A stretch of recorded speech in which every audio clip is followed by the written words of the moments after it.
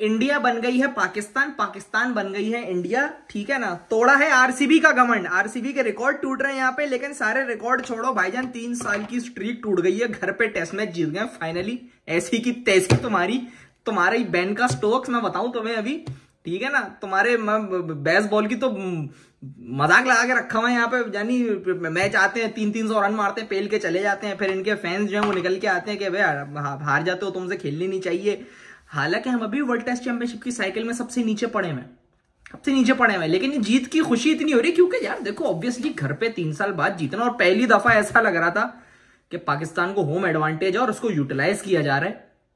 पहली दफा ऐसा लगा कि यार दादा मैच जीत सकते हैं, मतलब ये इस टाइप की पता फीलिंग कब आती थी, जब वो यूएई में खेलते थे ना, सईद अजमल लगा होता था एक एंड से और पता होता था कि इनको लपेट देंगे जो भी है सामने, ठीक है ना। मिस बॉलर खड़े होते थे स्लिप के ऊपर या मिड ऑन मिड ऑफ के ऊपर कि भाई निकाल देंगे इनको, ये कर देंगे। तो ये बड़े अरसे बाद ऐसी फीलिंग आई है, मतलब अजीब सा लग रहा है, ये वाली जीत की आदत नहीं है हमें, ठीक है। फाइनली आकिब जावेद ने आके जो है जो जिनको निकाला, और फिर टीम को आप देखो टीम किस तरफ निकल गई, ना किंग थे ना ईगल थे ना दोनों तरफ घुमाने वाले, ठीक है ना वो लिपस्टिक कह रहा हूं क्रीम वाले, कुछ भी नहीं था यहाँ पे। और आपने पाकिस्तान ने पकड़ के पेल दिया इंग्लैंड को, उनकी हालतें खराब थी। बेन स्टोक्स के हाथ से जो बल्ला निकला है ना, वो जो कह रहे हैं उसके हाथ में पसीना, उसके और भी बहुत जगहों पे पसीना था, ठीक है ना।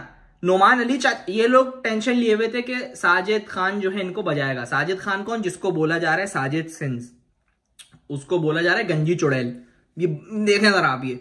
उसके बाद उसको बोला क्रेटोस, इंडिया वाले उसको बाहुबली कह रहे हैं कि गुस्सा आएगा सर ही दे देगा तुम्हारे अंदर के दादा, मतलब मुंह पे मार देगा सर लाके अपनी टेंट के, निकलो ऐसी की तैसी तुम्हारी।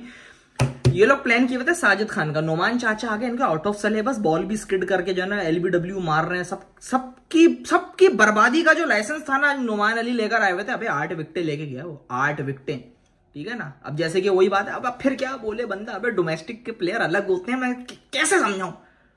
कामरान गुलाम को देखो, कामरान गुलाम और साइम अयूब की जो पार्टनरशिप थी उसने आपको एक टोटल तक पहुंचाया, फिर साजिद खान और नोमान अली ने फिर जो विकेटें लेना शुरू किया, अन्नी मचा दी। नोमान अली तो 8 विकेटें ली हैं यार, 8 विकेटें, साजिद खान की 2 हैं। जाहिद महमूद बेचारा एक भी विकेट नहीं ले पाए, उसके लिए मुझे थोड़ा फील हो, लेकिन भाई हटाओ, मैच जीतना था। अब पता है क्या, पूरे सोशल मीडिया पे एस्थेटिक्स आ रही हैं, लेकिन किसी एक प्लेयर की नहीं आ रही है, पूरी टीम की आ रही है।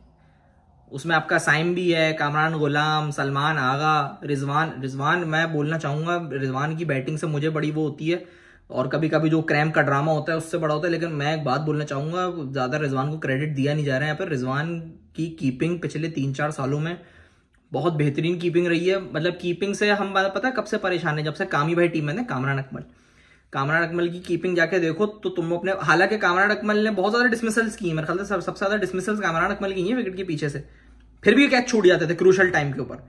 तो रिजवान की तरफ से कम कीपिंग का एक ये है कि हाँ भाई कीपिंग बड़ी अच्छी होती है। पिछले 2-3 सालों में 4 सालों में कीपिंग का कोई वो मसला नहीं आ रहा है कि भाई रिजवान विकेट के पीछे, तो एक अब कम से कम ये होता है कि हाँ भाई है विकेट कीपर का भंड नहीं होगा। तो रिजवान को मैं इस बात में क्रेडिट दूंगा कि भाई रिजवान की कीपिंग तो बहुत अच्छी है। और जो लोग कहते हैं ना कि विकेट कीपिंग बैट्समैन, मैं कहता हूँ विकेट कीपिंग बैट्समैन नहीं, विकेट कीपर बहुत अच्छा है वाकई में। वो फिटनेस रिजवान की ओके है बिल्कुल, ठीक है ना। वो क्रैम्प आ जाते हैं, अब उसका नहीं पता, अब कैसे आता है हमें नहीं पता उसका। खैर एनीवेज, पेल दिया पकड़ के इंग्लैंड को यार, खत्म कर दिया, बर्बाद कर दिया। अब मैं आता हूं हर उस आदमी के ऊपर जिसने बोला था कि पाकिस्तान को हारना चाहिए। कौन? घंटे के फैंस। इनको शर्म से ड्राइव होता है, तुम्हें शर्म नहीं आती? तुम्हारी टीम जो है वो खेल रही है इंग्लैंड से, तुम्हें पता है कि अंडरडॉग्स हैं। तुम्हारी टीम जो है वो पिछले 3-4 सालों से घर पे नहीं जीती थी है, और अभी पहली दफा वो जीती है, तो ये खुश नहीं हो रहे जानी। मैं बताऊं आप लोगों को, ये लोग ये अंदर से खत्म हो रहे हैं, ये जल रहे हैं ये। अब पता चला हमें कैसा लगता था जब हमारी टीम हारती थी, तो हमें कितनी जलन होती थी, जो तुम्हें अब फील हो रही है। अब ये कहते हैं बाबर को लेके व्यूज कमाते हैं, इसको नाम लेके। भाई अगर व्यूज कमाने होते तो मैं कल भी आ जाता, मुझे पैसे की जरूरत नहीं है, मुझे व्यूज नहीं चाहिए। लेकिन तुम्हारी वजह से उस आदमी को बीच में घसीटना पड़ता है कि कितनी गंदी फैन बेस है। मैं बताऊं लिटरली, इन्होंने जो है ना कल अपने ट्विटर्स के ऊपर, अपने इंस्टाग्राम्स के ऊपर, अपने फेसबुक पेजेस के ऊपर लगाई वो बेन स्टोक्स की वाली इनिंग्स की तस्वीर, वो जो जिसने ऑस्ट्रेलिया को मारा था ना बेन स्टोक्स ने एशेज में, वो जो चौका मार के यूं खड़ा हो गया था, पीछे से क्राउड ऐसे खड़ा हुआ था, तो उन्होंने वो वाली तस्वीर लगा और बोला मैनिफेस्टिंग दिस फॉर टुमारो। जब स्क्वाड अनाउंस हुआ तो इन लोगों ने ये लिखा कि इंशाल्लाह इनिंग्स डिफीट, ठीक है। जब कामरान गुलाम का डेब्यू हुआ तो पीसीबी की पोस्ट के नीचे इन लोगों ने जाके लिखे, या कामरान गुलाम की पोस्ट जितनी भी थी उसके नीचे लिखे कि no one can replace our king, तेरी औकात है इसको रिप्लेस करने की, ये है वो है। उसने सेंचुरी मारी है डेब्यू पे, और उसकी सेंचुरी के रन्स हैं जो तुम्हें पहले इनिंग्स में लीड मिली और तुम ये दूसरा टेस्ट में तुम जीते हो। शर्म करो यार थोड़ी, मतलब हाया होनी चाहिए। मतलब कभी भी कोई बंदा ये थोड़ी बोलता है कि पाकिस्तान हार जाए। आप लोग खैर छोड़ो। दूसरी तरफ भाई मैं पीसीबी को बोलना चाहता हूं कि यार आप लोग जो है ना नोटिस ले लें, या तो फिर मैं फिर पोस्टर लगाना शुरू कर दूं यहाँ पे। रमीज राजा जो है ना, मुझे अब समझ नहीं आ रही है आप लोग सुन रहे हो कि नहीं सुन रहे हो, ये क्या हो रहा है यार। इतनी बायस्ड कमेंट्री और इतनी गंदी घटिया कमेंट्री हो रही है ना यहाँ पे। मुझे याद है हम लोग जब, मैं बताता हूँ, जब मैं 7-8 साल 10 साल पुरानी बात बताता हूँ, जब मैं स्कूल में था तो हमारे यहाँ ये था कि हम लोग स्कूल जाते थे ना, तो कोई मैच अगर दोपहर में चल रहा होता था तो हमारा ये था कि भाई वैन में 1.5 घंटा जाना हम लोग बैठते थे, क्योंकि वैन सबसे पहले हमें पिक करती तो सबसे आखिर में छोड़ती हमें थी। ये मसला था हमारे साथ। तो कभी कभी वैन में मैच हम लगा लेते थे तो एफएम के ऊपर जो ना पूरा चल रहा होता था कि भाई कमेंटेटर पूरा बता रहा था कि बॉलर ने बॉल कराई, शॉर्ट पिच बॉल थी, बैट्समैन ने पुल किया, मिड विकेट की तरफ बॉल के फील्डर ने भाग के बॉल पकड़ी और जल्दी से थ्रो, तेज थ्रो की कीपर की तरफ। और तो मतलब ये होता था, ठीक है ना। रमीज राजा की कमेंट्री में आपको सब कुछ मिलेगा, सब कुछ मिलेगा, दुनिया की हर चीज मिलेगी क्रिकेट के अलावा, ठीक है ना। मतलब एक तो उनकी बायसनेस जो हमने पहले भी डिस्कस की है कि भाई जब कामरान गुलाम बैटिंग पे था तो कहते पिच बहुत इजी है, आराम से कोई भी सेंचुरी कर सकता था और इस तरह से बाबर को नहीं ड्रॉप करना चाहिए था। पाकिस्तान से सिर्फ वो अकेला बंदा है जिसने इस मैच में सेंचुरी की है, एक चीज। दूसरी बात ये कि जब इनके प्लेयर खेल रहे होते थे, जब बाबर खेल रहे होते थे, फट्टा विकेटों बोलते थे, oh my god glorious cover drive, such elegant, इस तरह की बात होती थी। He played the shot with such elegance and, हालांकि फट्टा विकेट होती थी और फिर बोलते थे मुश्किल विकेट हमने रन कैसे किए, ये बातें होती थी। फिर जब साजिद खान और नुमान अली बॉलिंग करने आते हैं तो फिर कहते हैं कि ये तो बड़ी बकवास सी पिच है, ये तो पिच खराब हो गई है, ये एक्चुअली दूसरे टेस्ट मैच की, ये चौथे दिन की नहीं, ये 9वें दिन की विकेट है, तो इसलिए विकेट आ रहे। एक तरफ आप कह रहे हो कि पिच बहुत आसान है, दूसरी तरफ कह रहे हो कि पिच खराब हो गई है, ठीक है। एक ये चीज। दूसरी चीज ये कि कल मैंने एक वीडियो देखी, मैं तो खैर ट्रेवलिंग कर रहा था तो मैं मैच देख रहा था उस वक्त। तो पिच के ऊपर, फील्ड के ऊपर मतलब मैच चल रहा है, कमेंट्री के अंदर क्या डिस्कस हो रहा है कि नींबू जो है वो फल है या सब्जी, ये डिस्कस हो रहा है। नींबू फल है या सब्जी, ये डिस्कस हो रहा है। मैंने सर पकड़ लिया, मैंने कहा क्या बातें कर रहे हैं ये लोग, और लगे हुए हैं कि नींबू जो है वो फल है या सब्जी। वो असल में बात ये होती है कि जाहिद महमूद को बॉल कम मिलेगी, ठीक है ना। वहां से उसको वो कॉन्वर्सेशन को मोड़ के लेके गए कि बॉल जो है वो इतनी खराब हो जाएगी that it would be like a lemon.